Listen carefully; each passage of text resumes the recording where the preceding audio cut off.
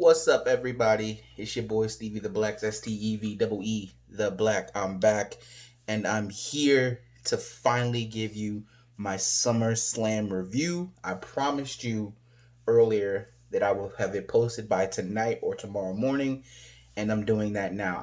Like I said, I only saw the second half of the show, Saturday night. It's weird to have a pay per view on Saturday. Um, so throughout the day, because I was working, I finished the show, right?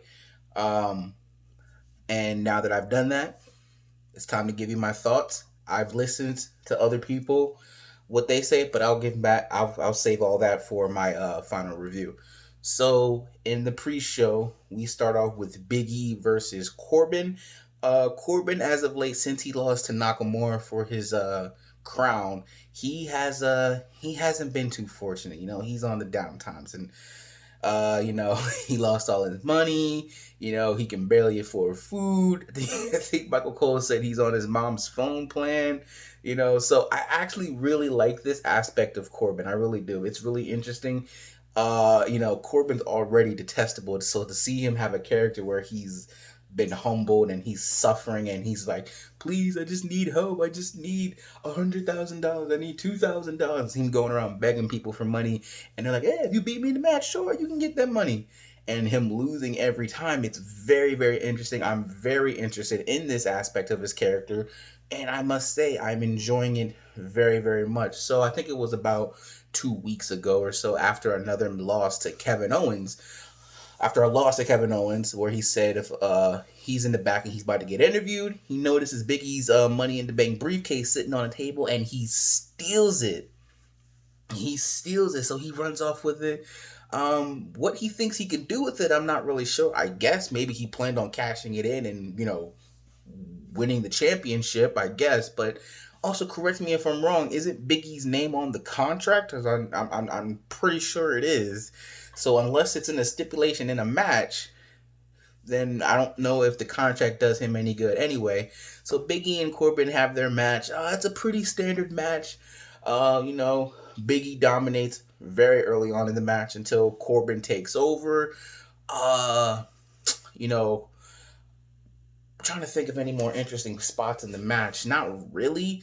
I thought it was a pretty good pre-show, though. Although one thing that did stick out to me is as Biggie was making his comeback, and you know how he does that middle rope spear, he almost hurt himself, and he always makes me nervous when he does this middle rope spear because his foot got caught in it, so he landed pretty awkwardly. And I'm like, oh, every time anybody lands awkwardly, I'm just like, oh, because I'm just a caring person. I don't want to see anybody get hurt, but he's fine. He comes back in. He hits the big ending, and 1, 2, 3 later, he is. I can't say regains, but essentially he regains his Money in the Bank contract. And the people were behind him and they were with him all the way, and it's good to see because I was very, very happy when I saw Biggie win the Money in the Bank contract. It's just a matter of who is he going to cash in on? Is he going to cash in on Bobby Lashley?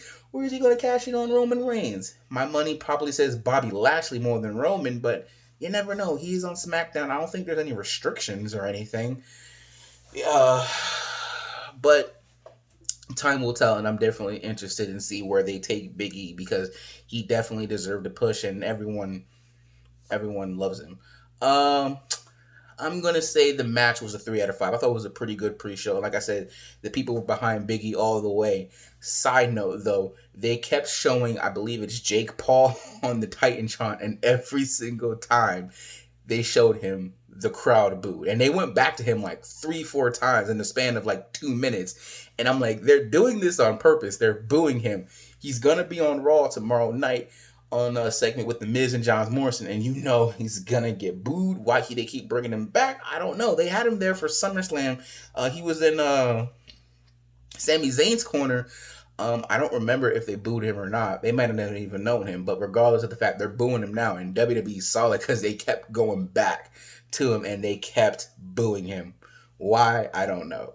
But so anyway, we move on to the main show, and we start off SummerSlam with RK Bro taking on Styles and Omos for the Raw Tag Team Championships. I thought this match was pretty good. It was a pretty good opening match. Randy Orton, he's in the past, he hasn't been very trustworthy when it comes to being partners. Edge can attest to that. Evolution can attest to that. Although Evolution kind of turned on him. Not Evolution. Well, yeah, Evolution turned on him. But I meant what's that other group he had? Not Evolution. It was oh man, I can't remember the tag team with the group with him, Cody Banks, and Ted DiBiase. Legacy. That's what it was. Legacy. Yes. Oh yeah, Legacy turned on him. If my memory serves me correct. But anyway, this past Monday, we saw. I think it was 2 weeks ago. Yeah, we saw 2 weeks ago that Randy Orton RKO'd Riddle after he returned, and everyone was like, "Oh man, what?" But because everyone loves Randy in the RKO, it's like, "Oh well, I mean, we love the RKO, but what's going on?" So the week after, basically Randy's like, I don't want to be your tag team partner anymore, so forget you. He leaves Riddle high and dry during his match. I believe it was against AJ Styles or Omos. Yeah, it was against AJ Styles, and Styles beats him. Then later on in the night, it was Randy Orton against Omos, and I believe AJ and Omos were about to gang up on him when Riddle came and saved Randy. And Randy's like, "Yo, man, you earned my respect. RK Bro is back. The crowd loved it. I love it. RK Bro definitely reminds me of Kane's and Daniel Bryan's tag team, where it's just this odd couple. Like, man, are you sure they can be a tag team? But they work. RK Bro definitely works. They had a pretty good opening match. They protected Omos, though. They did, because Omos dominated most of the match, beating down Riddle. But once once Riddle was able to get the tag on Randy, it was him and Styles just, going at it for the rest of the match until Randy was able to counter the RKO. Styles was able to counter the RKO, and then Randy was able to hit it again because the RKO out of nowhere. So Riddle and Randy Orton are the tag team champions. And I have to say, Randy kept smiling, and it's nice to see Randy enjoying himself in the ring. I've been listening to him. I listened to him in different podcasts. I think he was on Corey Graves' podcast. I listened to that. I listened to him when he was on Stone Cold Show. Randy Orton's at a place in his life where he just wants to give and help the up and coming generation, and I really love it to sing it, and I just really love it to watch Randy Orton have fun, and he's smiling and he's having himself a good old time, and I'm enjoying seeing that. Anyway, I gave the match a 3 out of 5. I thought it was a pretty good opening match. Next up, we had Alexa Bliss taking on Eva Marie. Question: why are they still doing this thing with Alexa Bliss? I guess they can't just randomly drop it with her, but since Bray Wyatt is fired and gone, and that whole thing happened because of Bray Wyatt, and he's gone now, why are we still doing this thing? Maybe it's because she's enjoying herself and it is a different Alexa Bliss, but eventually she's got to go back, right? Later on, when we get down to Charlotte and Nikki, I'll explain maybe why you could have kept her on for a little bit longer as this character, but eventually she does need to go back. Anyway, the match between her and Eva Marie was black. It was nothing to sneeze at. I think it was over in like less than 5 minutes. What I could take away from what I remember is from this thing with Lily. By the way, Lily's stupid. Okay, let me just say Lily's stupid. And I know she's a play on the Firefly Funhouse characters. Those were way more interesting and better than Lily, let me just say. But I mean, the crowd was into it. They kind of like Lily, and they were into Alexa Bliss. It's just I think they really don't like Eva Marie, which I don't blame you. But I remember a certain point in the match, Eva Marie goes and she's slapping Lily up and down, and Alexa Bliss gets mad and angry and tries to go, but doesn't end up working. Eva Marie goes for a pinfall. Alexa Bliss kicks out. She gets mad. She gets distracted, angry, and yelling at the ref, which allows Alexa Bliss to capitalize and therefore win the match. I gave it a 1 out of 5. Again, I really don't care. That's my thoughts on it. I really don't care. After the match, I believe her name is, I can't remember her name, but her name is Dude, the big girl. I'm sorry. It's been a minute, but trust me, I'll get the hang of this again. especially when I get more into editing and all that stuff. Uh, the big girl, her partner, was basically making fun of Eva Marie for losing. She's like, "And the loser, Eva Marie," and the crowd was cheering, and they're like, "Yeah!" And then she takes Eva Marie's jacket and she's wearing it and she's flaunting it and she's dancing around and she's leaving everyone. She's like, "No, what are you doing? That's mine. You can't wear that." Blah blah blah blah. So, again, didn't care for it. I'm sorry, I forgot her name. Uh, I will definitely remember so I will remember for next time. Next up, Damian Priest versus Sheamus for the United States Championship. Let me just say, this match was amazing. It was a really good match. I did not know that Damian Priest was undefeated in one-on-one matches, so that's made this match really interesting. You weren't really sure if he was going to beat Sheamus for the title, but over the past couple weeks, he was getting in Sheamus's head, and you weren't really sure was Sheamus going to be able to contain himself or not. But this match, if there's one word to describe this match, it was physical. This match was physical, but it was great. Really great match. Kept me entertained from beginning to end with all of Damian Priest's moves. He's going at Sheamus early until Sheamus starts working on his back. And then we get to a point, man, in the match, bro. I believe Damian Priest was going for a springboard, but Sheamus countered with a high knee drop, and I'm like, oh, snap. Oh, man, how did he kick out of that, bro? Sheamus gets in, I think it was called a toe hold or an ankle hold, whatever. He gets him in that. Priest is struggling. He's struggling trying to get the ropes. He's struggling. He's in pain. But then he yells, he screams, ah! All that. He takes off Sheamus's face mask because Sheamus broke his nose, and he's been using that and wearing that in his matches. Sheamus is like shocked, like, oh my gosh, I can't believe it. And then he beats him 1, 2, 3 in the middle of the ring, and Damian Priest is your new United States champion. This match was phenomenal. Great. Like I said, kept me entertained from beginning to end. 4 out of 5 stars. 4 out of 5 stars. This match was great. Next up, we got the Usos taking on Rey and Dominic for the SmackDown Tag Team titles. So over the past couple weeks, Rey has really been giving Dominic tough love, right? Dominic's kind of been overconfident since they won the tag team championship. And it's also been a year since Dominic debuted, because I believe his first match was at SummerSlam last year against Seth Rollins. And so actually, I've been really impressed with Dominic. You know, him being there with his dad and him being in there with great athletes and everything. So I think Dominic he's doing really, really good, and I'm really impressed. But so the story of the match is, can Dominic not cost their team the win? And the match was good. It was back and forth. Usos were able to pick up the win. They actually pinned Rey, but it was not Dominic's fault. It was just Usos were just the better team. That's simply what it was. They were the better team. So they didn't go along the storyline of Dominic costing it, because the night before on SmackDown, Dominic did cost his dad to lose a match. His one-on-one match, I believe it was against Jimmy Uso, or it could have been Jay. I don't know. I can't remember.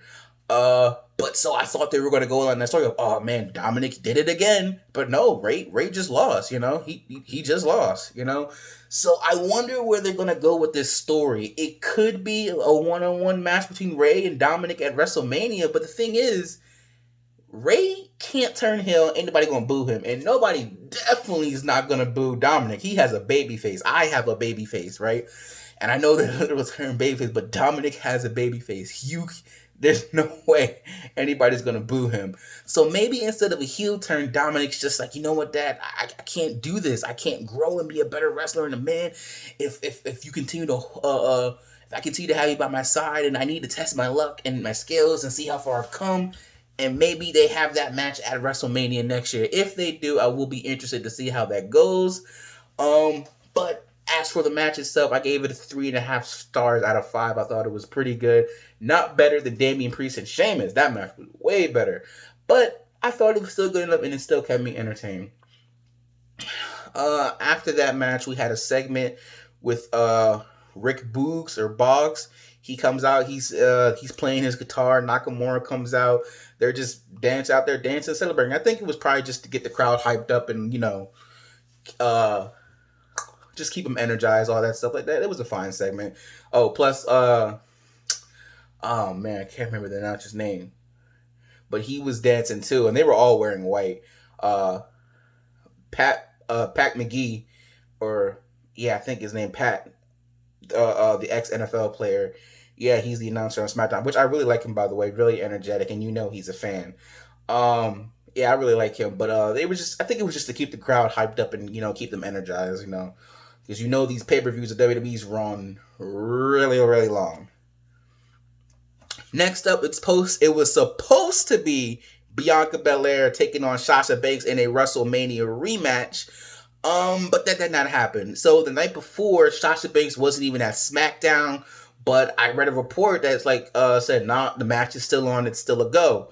Apparently, obviously that didn't happen. I think it's an injury or something like that. I'm not really sure, but I'll look deeper into that. So it was going to be Bianca versus Carmella. Carmella was going to replace Sasha Banks. We're like, okay, fine, whatever. We're all disappointed. We want to see Bianca. We want to see Sasha, but Sasha's hurt. There's nothing you can do about that, right? But surprise, surprise, before the match can start, Becky Lynch returns, and the crowd is hyped. You're hyped. You haven't seen Becky Lynch in 16 months since she announced she was pregnant last year after Money in the Bank. Because I remember the reports all going around, and I remember thinking, wow, she's pregnant? Wow. Honestly, it doesn't feel that long ago, really. 16 months is like a year and 4 months? But it honestly doesn't feel that long ago. It really doesn't. Time truly does fly. Anyway, Becky Lynch comes down, the crowd's hyped, Becky Lynch is back. We're excited. She takes out Carmella. She's like, yo, me and you, let's go. We're like, okay, Becky Lynch versus Bianca Belair? Let's go. It's gonna be a good match. And 26 seconds later, Becky Lynch wins. That's right. Bianca Belair got Kofi'd. She got Kofi'd. And I'm sitting there. I didn't see it live, but I remember getting home from work, and I was just looking at my phone. And I said, wait a minute. Oh, Becky Lynch returned? Wait a minute. She beat Bianca Belair. Wait a minute. She beat her in 27 seconds? What? So many questions running through my mind. Number one being, why? So, I'm going to get into it later with my talk of the triple threat for the Raw Women's Championship match, but all this time spent building up Bianca Belair to being the face of the SmackDown Women's Division, for her to get Kofi'd and beat in 27 seconds. She got slapped. Becky went for a handshake, slapped her in the face, hit her with the manhandle slam, and that was 1, 2, 3. It's over. And I'm just sitting here, I'm just like, what? So not only do we not get Becky Lynch, Bianca Belair versus Sasha Banks in a WrestleMania rematch, which everyone was looking forward to, but Becky Lynch comes back, which is great. But Becky Lynch comes back and beats Bianca Belair in 27 seconds. What sense does that make? First of all, what is she even doing on SmackDown? She was on Raw. Why is she on SmackDown now? What? Why? Again, I'll get into it when I get the rest of it into Charlotte versus in the triple threat match for the Raw Women's Championship, but so many questions. Literally, the night before, she said she's going to be the nastiest. She's going to be the baddest. She had 2 matches back to back where she beat Carmella and she beat Zelina Vega. She was booked strong. She looked good. And she loses in 27 seconds. Unacceptable, WWE. Unacceptable. I can't believe it. 0 out of 5 stars. 0 out of 5 stars. You want a 1 star? 1 star for Becky Lynch coming back, but for the match, 0 stars, man. Oh my gosh. This is, oh my gosh. Again, but I'm not done. Trust me. When we get to that triple threat match, you're going to know the rest of what I have to say. So, we get to the match that I did get home in time to see, which was Drew McIntyre taking on Jinder Mahal. Two former best friends going at it at SummerSlam. Peacock sucks, because when I was watching the match, Peacock kept stopping. It kept freezing. I don't know if that was my internet or if that was just Peacock itself, but from what I saw, and I went back and rewatched some of it, the match was predictable. We knew Jinder Mahal was going to lose. We knew Drew McIntyre was going to win. I believe Drew threatened to shove his sword through their chest or something like that, which is murder. Which again, we know is not going to happen. I don't even know if that's a real sword. If it's a real sword, wow, I think it's a prop, but I'm not sure. Anyway, the match gets a 2.5 out of 5 stars. 2.5 stars out of 5. Wasn't really all that impressive. It was like a Monday Night Raw match. It was not worthy of SummerSlam at all. But this feud's not over. After the match, Jinder's lackeys came and tried to help him out, but Drew swung his sword at him. They helped Jinder escape, and that was that. Again, clearly this feud's not over. Hopefully it gets better, because this match was not it. Next, finally, we get into the triple threat match for the Raw Women's Championship. Charlotte Flair taking on Nikki Ash, taking on Rhea Ripley. First of all, I did not understand. I was like, what is Charlotte wearing? I didn't understand it. But after the match, she said she was inevitable and snapped. And I was like, oh, Thanos! That's the Infinity Stones! I can't believe I didn't notice that.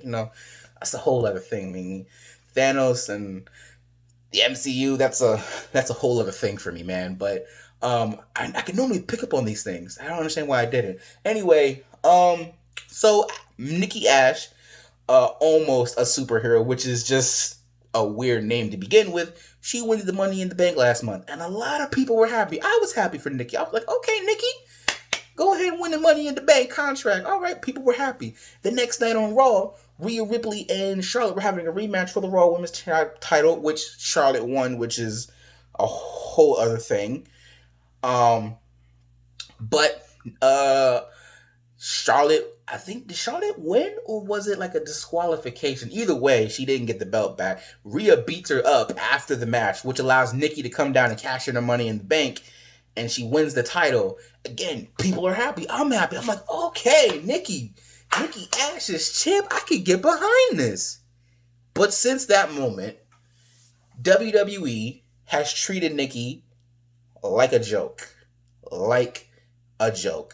They've booked her very, very weak, losing to Rhea, losing to Charlotte. She did pick up a win against Charlotte the following week in a no-holds-barred match, but that's because Charlotte made a mistake, right? So going into this match, you felt Nikki, if she was gonna win, was gonna be by luck, which you can get behind. I can get behind that, right? Because it's almost a superhero. Like, she always finds a way to pull it out, which again I can get behind because it's, again, almost a superhero. But let me just say, the match itself, Nikki felt out of place. It felt like it was most of the time Charlotte and Rhea, which those two always got great chemistry, always put on a great match. Their match at Money in the Bank was great. Charlotte, as always, puts on a phenomenal match. Charlotte wins. I'm sitting here hoping, praying that Nikki finds a way to win. Nikki taps out to the figure 8. And I was like, I thought it was gonna be Rhea because Rhea had hurt her ankle, and I'm thinking, oh no, oh man, because Charlotte had her in the figure 8. I'm like, oh man, no, Charlotte's gonna win. Rhea's gonna tap out, and then Nikki comes and she hits a frog splash. I'm like, oh man, yes, here we go. Rhea gets out the ring. She tries to pin Charlotte, doesn't work. She tries to go to the top rope. Charlotte gets out the way, kicks her in the face, locks in the figure 8. She taps out, and I'm just like, no. So officially, WWE has her as a 12-time women's champion. For whatever reason, they don't include the NXT championship. So, because if they did, she'd be a 14-time. But whatever. So she's a 12-time champion. I have this running joke every time Charlotte wins a title, and I'm sitting here and I say, I wonder who's going to win their 17th world championship first, because you know Charlotte's going to break her dad's record. I still believe sometime in the future, I don't know when, I believe John Cena will win his 17th world title, but that's another video for another day. Plus, I kind of spoiled the main event, but we're getting there anyway. It's a running joke. It's like Charlotte is what, 5 away? 13, 14, 15, 16. Yeah, Charlotte's 5 more titles away, 5 more championship wins away from breaking her dad's record. John Cena only needs 1, but how fast she has won her championship is ridiculous. The Raw Women's Division is Charlotte and nobody else. Rhea cannot beat her. She has never beaten her. She lost her at WrestleMania. She lost to her at Money in the Bank. I'm just dumbfounded by all this. She is like, dare I say, she's better booked than Brock, because Brock, sometimes you be like, oh, I can see Brock losing this match, or when Brock's gonna lose. I don't know if Charlotte's gonna lose, man. And there's nobody on Raw to challenge her. There's nobody. Her and Rhea can have a good match, but why should I believe that Rhea's gonna beat her? Her and Asuka can have a good match, but why should I believe Asuka can beat her? Asuka's never beaten Charlotte cleanly. I think she got a win over her on Raw. Man, what's her name? Nia Jax caused a distraction, which allowed her to win. But other than that, Asuka has never beaten Charlotte clean. So why should I believe she do it? So I bring this back to Becky Lynch, because I said originally Becky Lynch was on Raw. If you wanted to make this interesting, what you could have done is, okay, Charlotte wins, fine. You save Becky Lynch's return for Monday Night Raw. So she comes out, she's bragging. She's saying, woo, 12-time champion, nobody can beat me. That's when you bring back Becky Lynch. Because remember, she trash talked her, said she's at home breastfeeding. I'm over here winning championships and styling, all that stuff. You bring her back. You have her beat Charlotte. And once again, Becky Lynch is the man, woman, whatever, on Raw. She's back on top where she belongs. Because remember, she never lost the title. She had to relinquish it because she was pregnant. But, so if WWE was going to go down that route, I'm with you. But she beat Bianca Belair for the SmackDown Women's Championship. That doesn't make any sense. Here's how you could have done with Bianca and her. You have her beat Carmella. After the match, you have Becky Lynch come back, right? And you tease her and Bianca Belair, right? Like, oh man, Bianca Belair and Becky Lynch, what a match that would be, right? But then, like I said, then she could return on Raw and do everything with Charlotte, because there's nobody over there. The only person I can see maybe challenging her, Charlotte I'm talking about, is maybe Alexa Bliss. Maybe she can pull something off.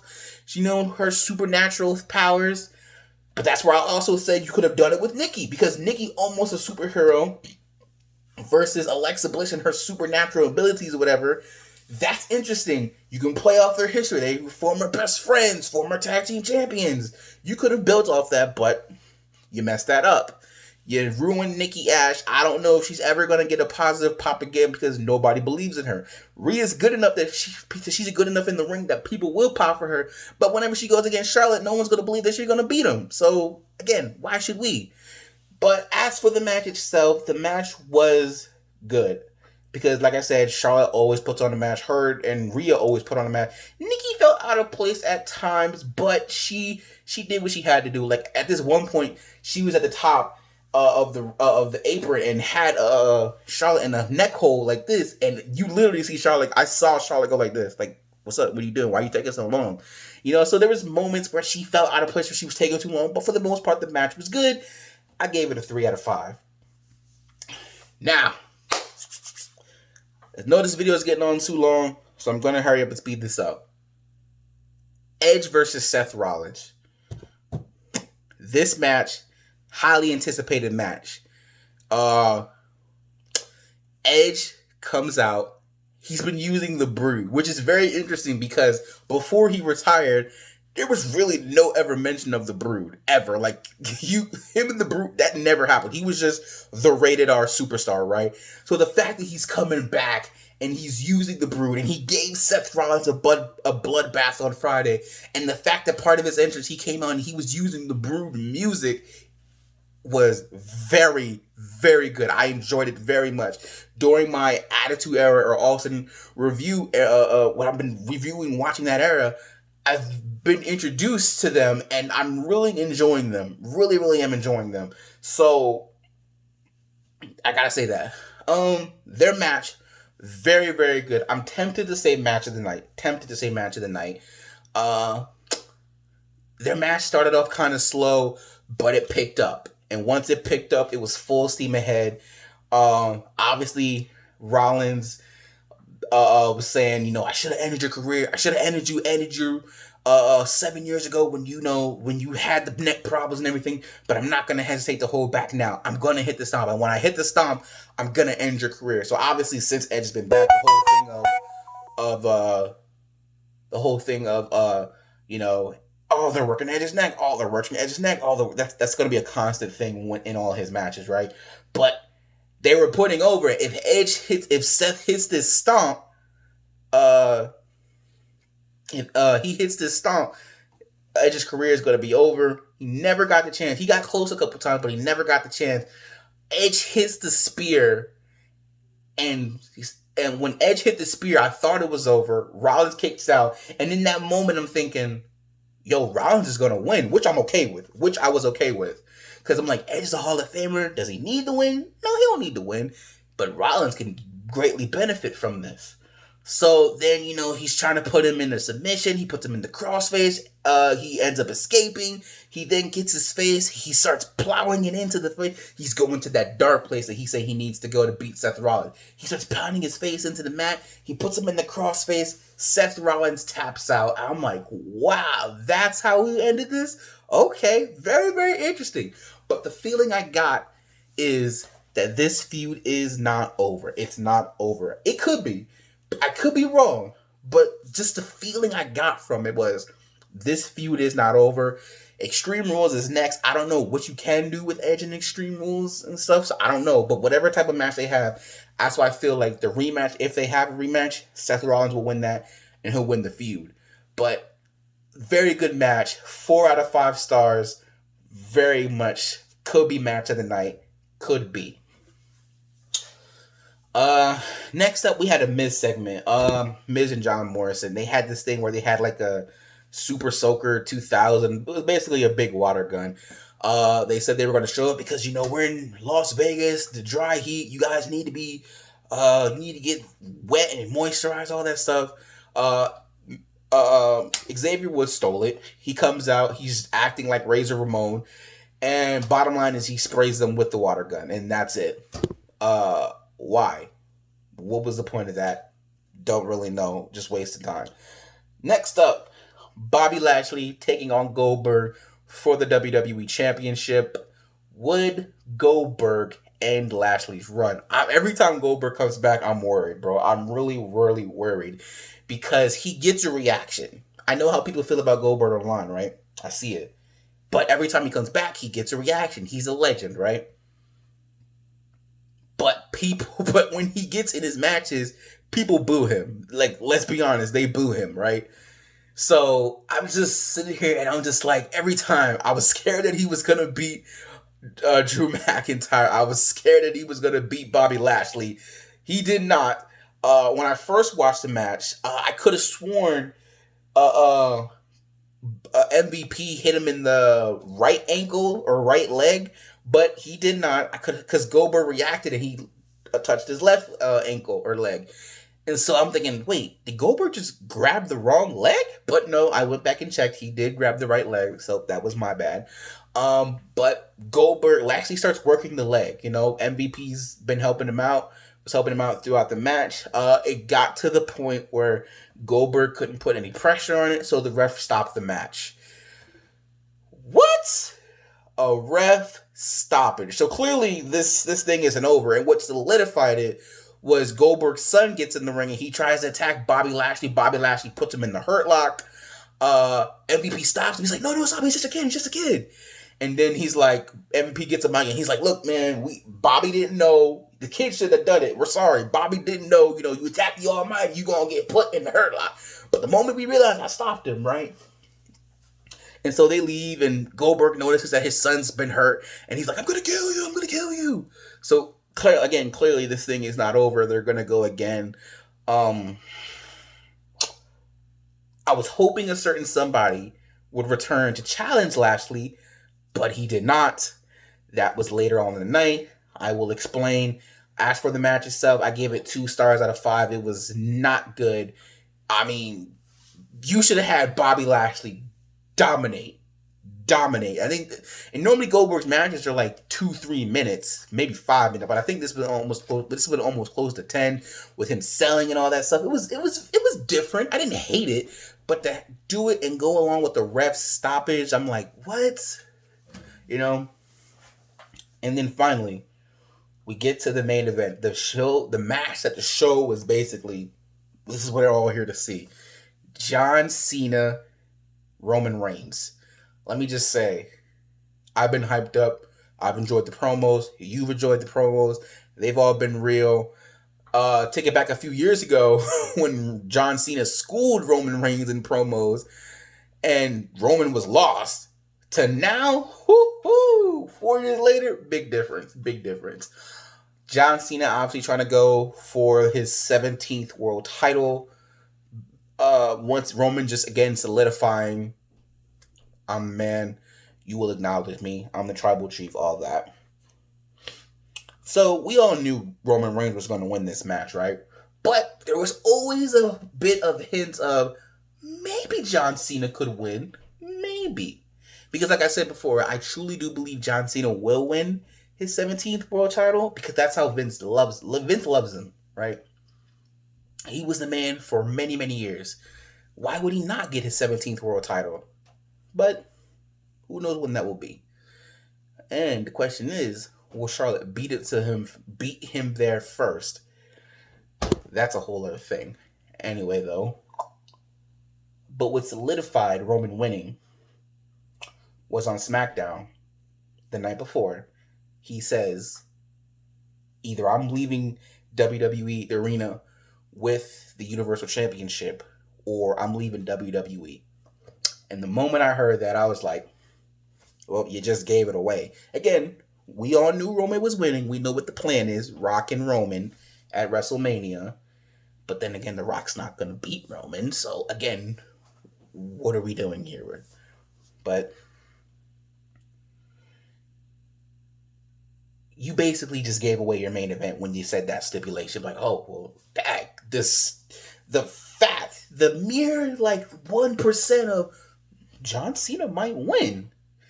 That went away when Roman said that. So, even in ways when you know the outcome of the match, can it still deliver? And boy, it delivered. The match was great. John Cena was playing with him. He was toying with him. All it takes is 1, 2, 3. He did a lot of quick roll-ups. Roman was mocking him. But till we got to that Roman Reigns style match where Reigns dominates. And then John Cena hits AA1 and Roman kicks out. John Cena hits an AA through the announce table and he gets him back in the ring. Roman kicks out. If not until John Cena hit the super AA off the top rope, I was like, oh, I thought he was going to win. That 1%, but that's how good the match was. That is how good the match was. My problem with the match is it took one spear to beat John Cena. And the funny thing is, John Cena said during the match, he said, you need to be embarrassed. They brought me back to embarrass you, right? But John, you were the one embarrassed because you got beat by one spear. Y'all remember back during Brock Lesnar's days when he was Universal Champion for over 500 days? And Roman, and he was in those matches with Roman, and he was in the matches with Braun, and he was in the matches with Samoa Joe, and he was in all these great matches. But then he hit one F, and he would get hit with all these different moves so many different times when he would kick out, and he would kick out, and he would kick out. But then he hits the one F5 and the match is over. And we're like, one F5? At least when he beat the streak, he hit 3 F5s. At least when he beat John Cena a couple years ago at SummerSlam, he hit 2 F5s. But one spear? John Cena, my friend, you were the one humiliated. You were the one humiliated. So anyway, Roman Reigns wins the match. And we're like, again, we knew this would happen. But as long as the match was good, it's acceptable. And the match was good. But what happened after the match is Brock Lesnar returned. Brock Lesnar is back. And what makes this interesting is Paul Heyman. Paul Heyman and Brock, they're boys, they're friends. He was the advocate of Brock Lesnar for years. But now he's with Roman Reigns, who's been just as dominant as Brock over this past year. He is the X Factor. Paul Heyman has portrayed Brock Lesnar before. Back in the day, he chose the Big Show over him, right? I remember it was at Survivor Series. He beat the Undertaker in the feud before, but he's like, for some reason, no, you can't beat the Big Show. And then he turns his back on him. So I'm wondering, are we going to see this again? Because the last time this happened, Paul Heyman betrayed CM Punk before and chose Brock over CM Punk. So how's Paul going to go about this? Is Paul just going to be torn apart about this? Are they going to have the match? Or maybe it was just teaser. I don't know. But Babyface Brock is interesting. I can't wait to see where this goes. I would have preferred Bobby Lashley to go against Brock Lesnar because that's a match we all want to see. Although we've never seen heel Roman versus Babyface Brock. And then, you can garner sympathy for him, especially if Heyman betrays him. You're like, oh man, Paul, why? That's your boy. That's your friend. You've been by his side for years. You chose Roman over him? So, but like I said, maybe they're saving that for WrestleMania or something. I don't know. But it'll be very interesting how they pull this off. Very, very interesting. If I didn't say it before, I'm saying it now. John Cena, Roman Reigns, 4 out of 5. It could have been a 5 out of 5. The match was good. It was really good. But like I said, one spear to beat John Cena. One spear. After Cena gave him 3 AAs. One spear. That to me is unacceptable. Really, really is. But other than that, my final grade and my final thoughts for SummerSlam, I really enjoyed the show. I'm going to give it a B.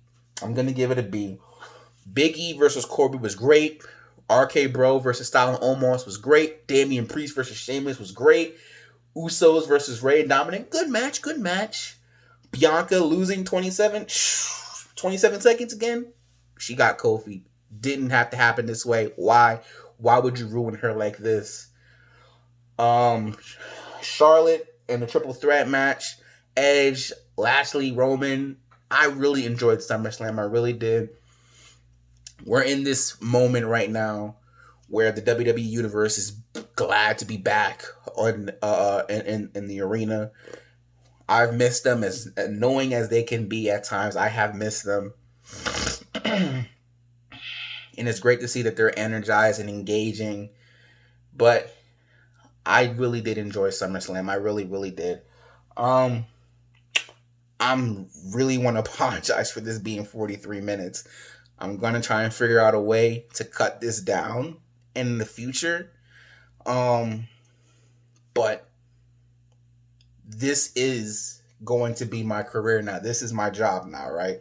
YouTube, discussing Raw and SmackDown, reviewing the pay-per-view predictions, all this stuff. This is back. This is me. I enjoy talking about this stuff. This is me. I'm going the all 9 yards. I'm going to do another video possibly tomorrow explaining everything, how everything's going to work. Go watch my other video that I posted earlier today telling you why I'm back, where I was, all this stuff. Please remember to rate, comment, subscribe. Again, I apologize for this being over 45 minutes. Again, I'm going to try and cut this down in the future. get this around, especially the pay-per-view reviews. I'm trying to get this around 30 minutes, 25 if I can. I'm really, really sorry. But again, tell me, what was your grade for SummerSlam? What did you think of it? Let me know in the comment section down below. And as always, if you're not down with that, I've just got 2 words for you. Peace out. And I'll see you guys tomorrow. All right? Peace out, guys.